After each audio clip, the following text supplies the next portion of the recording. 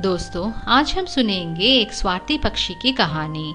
अगर आपको यह कहानी अच्छी लगती है तो ये चैनल ज़रूर सब्सक्राइब करें।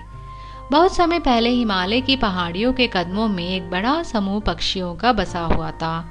पक्षियों के राजा ने अन्य पक्षियों से कहा, अनाज की खोज में जाओ। अगर तुम कहीं कुछ पाओ तो कृपया मुझे बताओ और हम इसे मिलजुल कर खाएंगे।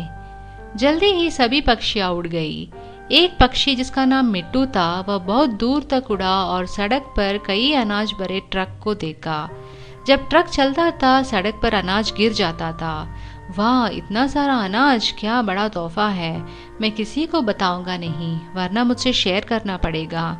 ऐसा सोचकर लालची पक्षी फिर अपने समूह की ओर वापस उड़ा।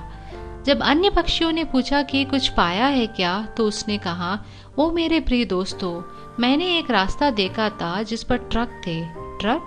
दूसरी पक्षियों ने कहा, उस जगह पर बहुत सारा अनाज होगा। पक्षियां उत्साहित थी। हाँ, लालची पक्षी ने जवाब दिया, लेकिन वहाँ इतने सारे ट्रक तेजी से चल रहे थे कि कोशिश करना बेकार होगा। अन्य पक्षियों ने अपनी निराशा व्यक्त की और कहा, कितना बेकार है, हमें अपने जीवन को जीने के लिए दाना दिख रहा है, लेकिन हम वहां नहीं जा सकते। मिट्टू पक्षी दूसरे पक्षियों को उल्लू बनते देखकर बहुत खुश था। इसके बाद हर दिन मिट्टू पक्षी ट्रक की ओर उड़ता और पूरा भरा हुआ खाता। वह जल्दी ही बहुत मोटा हो गया और अन्य पक्षियों ने उस पर संदेह करना शुरू किया। राजा ने एक दिन मिट्टू पक्षी का पीछा किया। राजा ने देखा कि वह दूर ट्रक के पास उड़ी और अनाज के दाने खाती रही। राजा ने सोचा कि वह इतने दिन दूसरों को धोखा दे रहा था।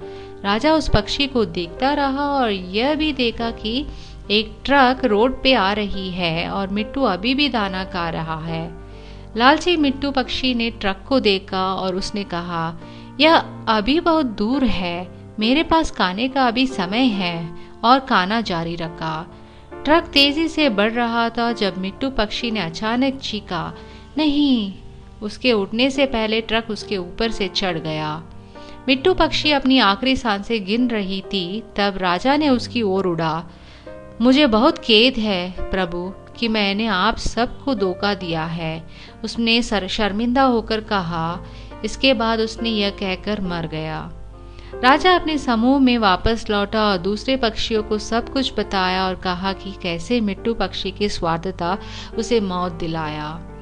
इस कहानी से हमें यह सीख मिलती है कि हमें सबकी मदद करनी चाहिए और स्वार्थता से काम नहीं करना चाहिए। धन्यवाद।